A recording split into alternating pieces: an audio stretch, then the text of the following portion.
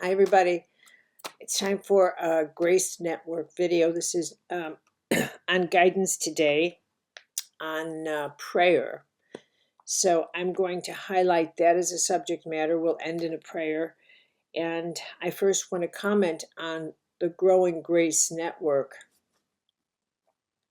I'm really remarkably touched how many of you have joined the network and are sharing your prayer needs, and how many of you are offering prayers for everybody who is asking. So bless your souls. It's beginning to take shape and it's beginning to work. So I want to highlight that and comment on it.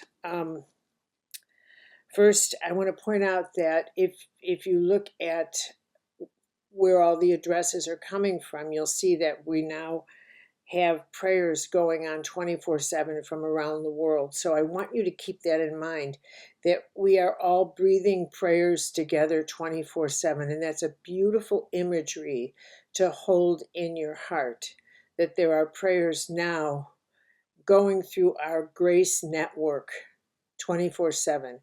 And I want to give you that imagery of latitude and longitude, that you step into the center. Remember that globe when you were learning latitude and longitude as a child, and latitude, longitude. I want you to picture yourself standing in the middle of that globe with the lines of latitude and longitude around you, and that's like the Grace Network circuitry, and that there's just grace flowing constantly, and that you're connected to that, and you're connected to the prayers on that network, and that you are sending prayers to everyone on the network, and you're connected to that. So I want to talk to you about what is prayer? What is the power that's prayer? Why did Buddha go into meditation all the time? Why did Jesus go into the desert to pray all the time? Especially, I mean, when you think of who these people were, why did they have to pray? But they did, and they craved that time.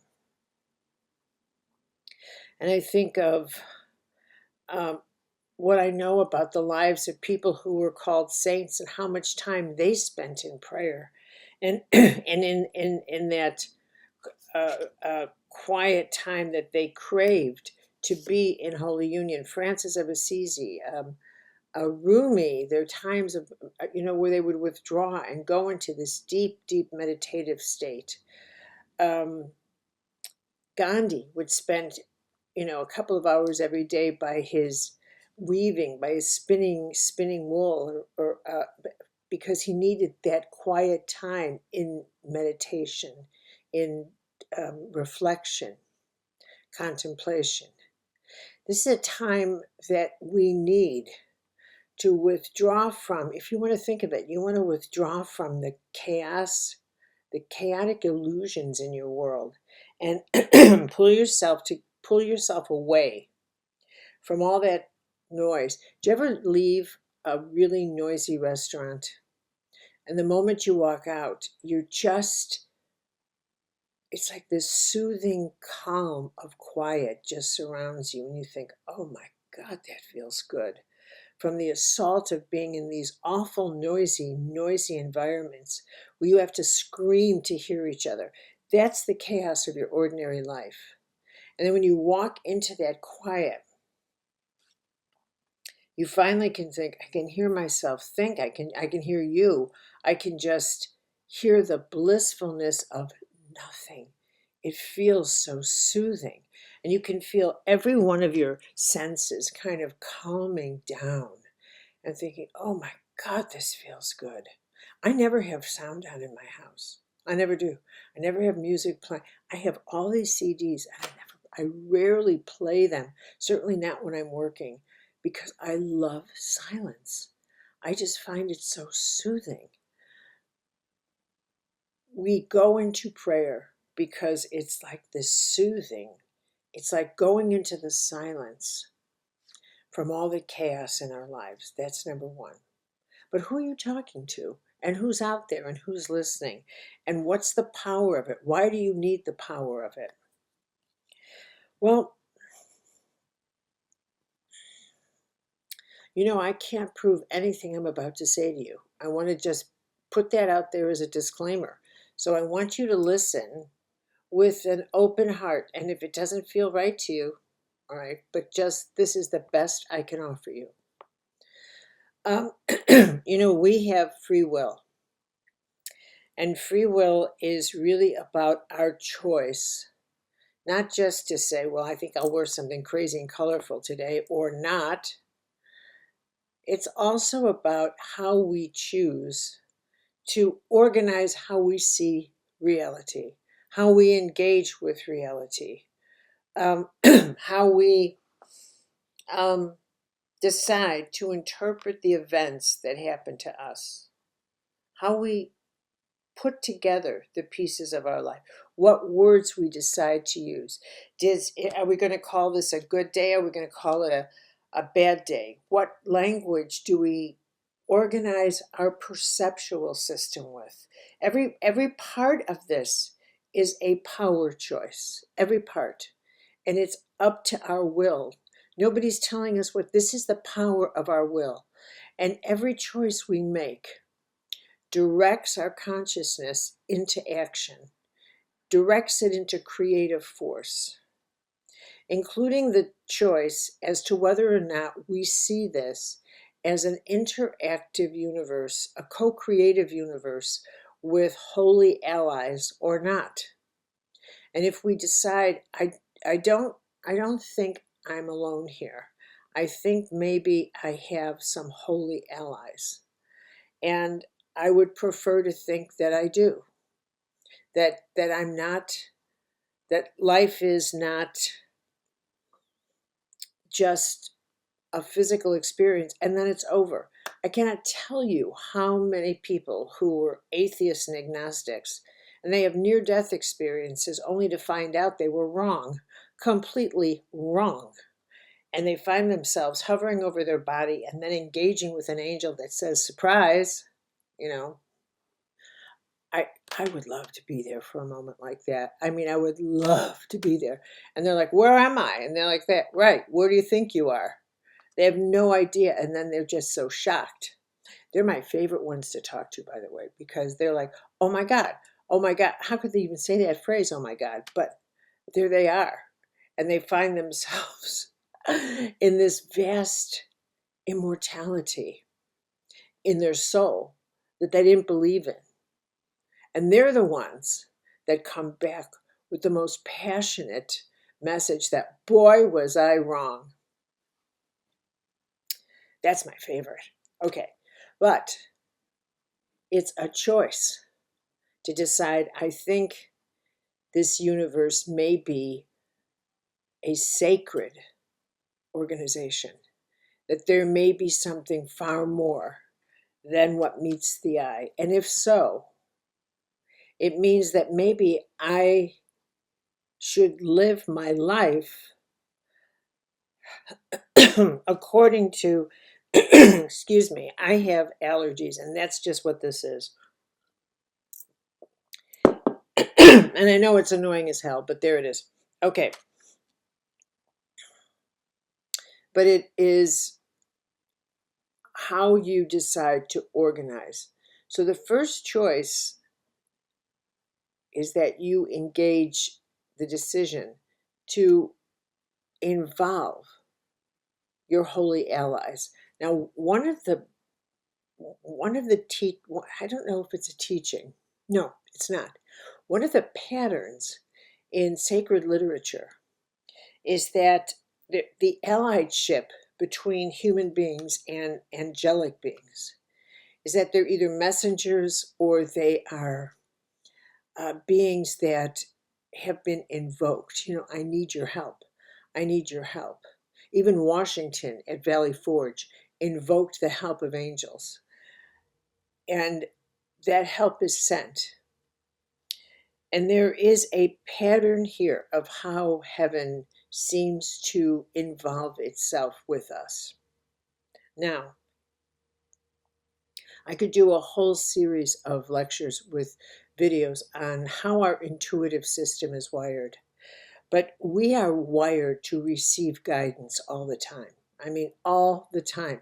It comes through our gut instincts. It comes through our heart. It comes through our biospiritual ecological system. It comes through our stomach when we think something's wrong. It comes through migraines. It comes through, we are constantly receiving guidance. It comes through dreams. It comes through restless nights. It comes through an increase in our agitation. We are constantly getting guidance about don't eat this, don't go here, do this, get up, walk, talk, call this person, constantly. So, and the point of that is that we're always being guided to do something more positive.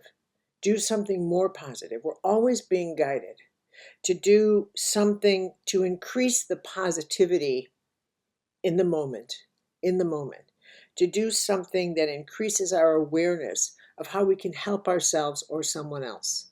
It is always that. It's always about helping someone else, helping a situation, or helping ourselves. That's how guidance works. It's always about increasing the positive grace of the moment, of the situation, of a conversation. When all of you have had experiences of when you are with someone and you think you want to say something and then you receive this gut instinct like maybe I shouldn't say this. That's guidance. It says no. You're never told why. You're never told why. You're just told in the moment, don't do this. And that's how guidance works. That's how heaven comes in. It always and it is always this kind of quick, brief form of communication that guides you to do something wiser, kinder, um, more compassionate, always to increase your wisdom, the wisdom of others. You'll never receive guidance to harm somebody. That you're on your own.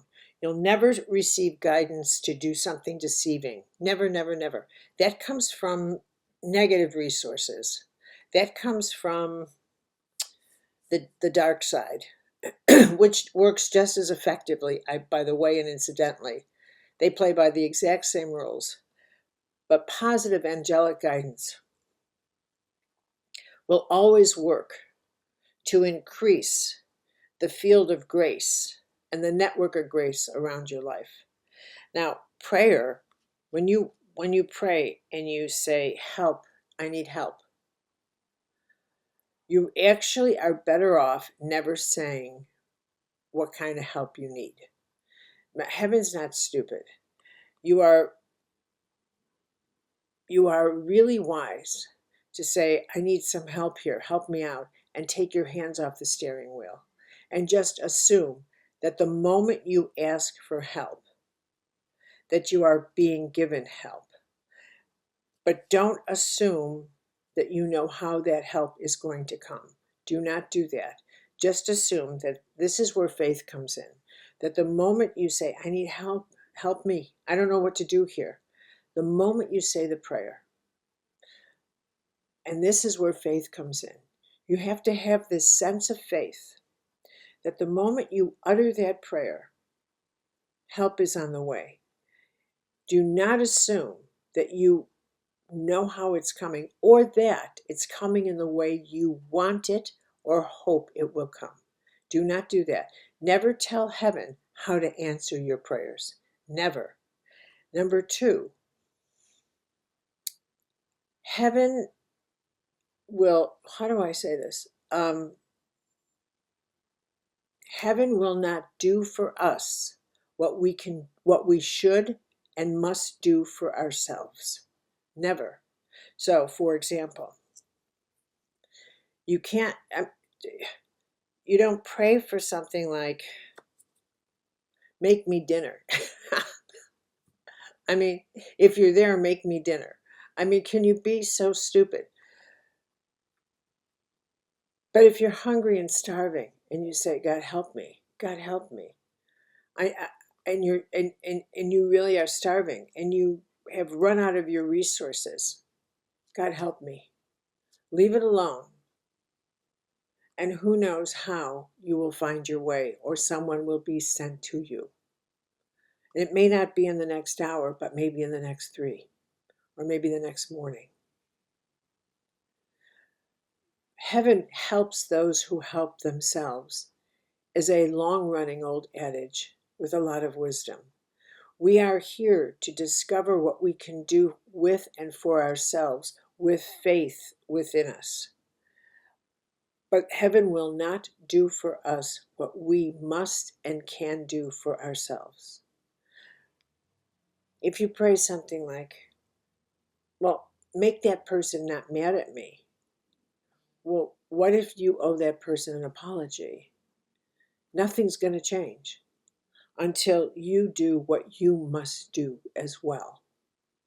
So you cannot pray to have someone else change their attitude toward you.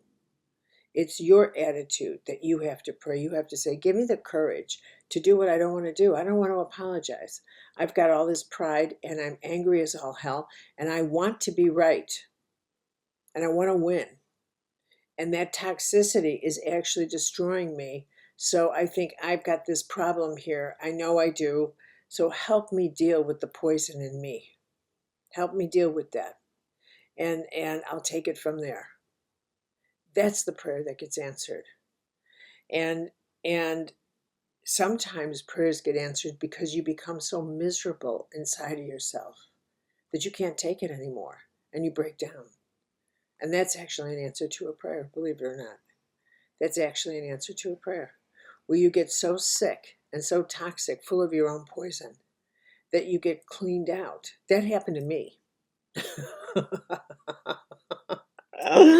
Oh my God, that actually happened to me. I was so full of rage over something that I couldn't get over it. It was something I absolutely could not get over. And I actually made myself sick from it. And it was in the sickness that I finally realized that I was being purged. And that's when I thought, oh, wow, this is really something. And then I got it. And then I got it. So what I'm saying is every prayer is so powerful, but it requires action, always action on our part. So when you're praying, for example, for I read your prayer requests for help for your family members, for help, whatever it is we can do for them as well. Whatever it is, however it is you counsel family members who you know are going through something. You have to have the courage to speak to them in a way that helps their healing instead of keeps them in their pain.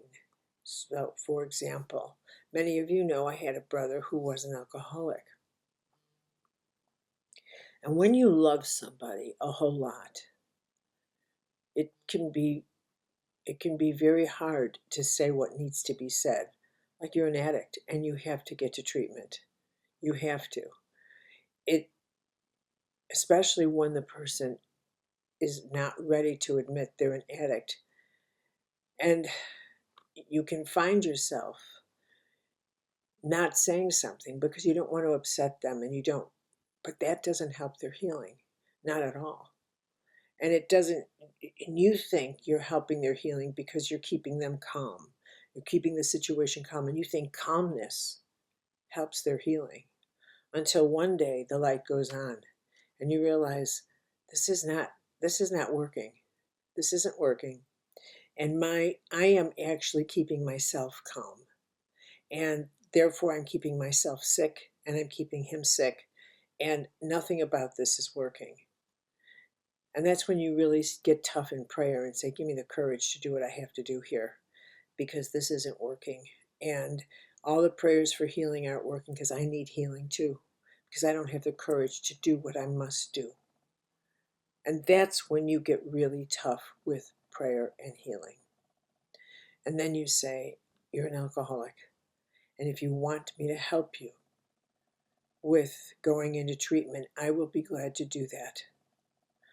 But I'm not going to pretend that that's not true. That's done. Now, where do we go from here? So when we are praying for healing, we also have to pray to do what we must for those we are praying for. And to be courageous, by the way, to hear what we must as well from those who are praying for us. That is there anything I need to know that can help me heal? And are there those who can carry that message to me? If there's something I need to hear, if there's something I need to know, give me the courage to hear that so that I may proceed with my healing, so that I may proceed.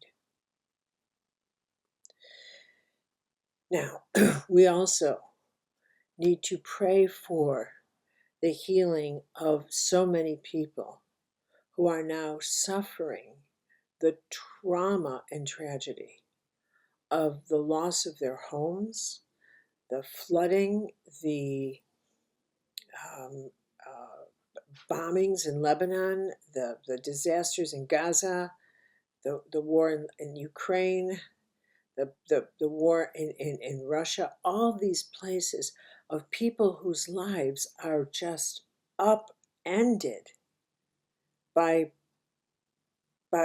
natural disasters, political disasters, war disasters, just upended. And you think and all of these people share something in common, and that they never thought it could happen to them.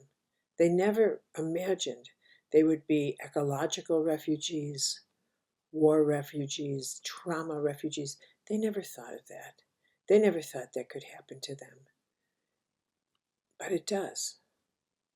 And really, it's that the way that the nuns used to speak, except for the grace of God go I, except for some decision I have nothing to do with, that could be me. And what is in one is in the whole. And so when we look at all of these people, we must see ourselves that could be us, that could be us. So we must hold all of these people in our prayers and include all the many who are going through the nightmares we are so grateful we are not going through, but we cannot forget them. And I am not sure in what way the prayers for them, have mercy on them, get them through this, help them through this, will help them through this. Because no prayer will change anything overnight for them. But in some way, because time passes quickly, it may move the wheels of every person involved in healing, who's sent to be there, in ways that make their ideas together flow more creatively, make the compassion flow more creatively, make the resources flow more abundantly, make the generosity of others flow more abundantly toward them, make people more compassionate to end the war, make who knows how grace is distributed within the network of humanity. But it is. It is distributed in ways we cannot see.